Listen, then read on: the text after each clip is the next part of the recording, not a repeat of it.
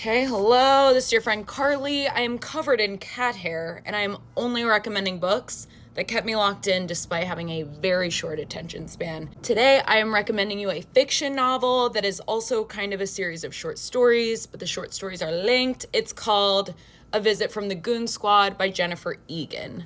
Now, if you don't believe me, and if you don't trust me, do you trust my close personal friend Pulitzer, who gave her the prize? The story centers around Benny, a record label executive, and his assistant Sasha, but it also comes from the perspective of all of the kooky characters surrounding them and like this generally weird industry that they work in. It covers a lot of ground, okay? We're dealing with obviously the like music industry naturally, but we're also dealing with things like aging, relevance, the feeling of like losing time as a person as you get older, as your career turns out in ways that you maybe didn't see coming, and money.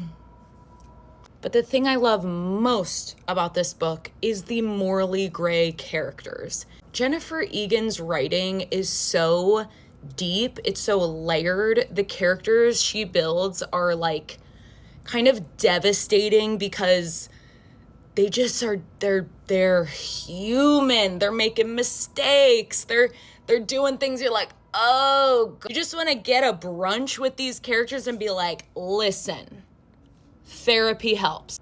Again, it's really funny, it's really deep, and it's very impactful. And like most of the books I read, it's quite short. Something I love about connected short stories too is that you can inch through this book and feel like after every chapter, you've read a little tiny little morsel of a book. And then you move on when you have time. It's very digestible, even if you have a busy schedule. Audiobooks also count.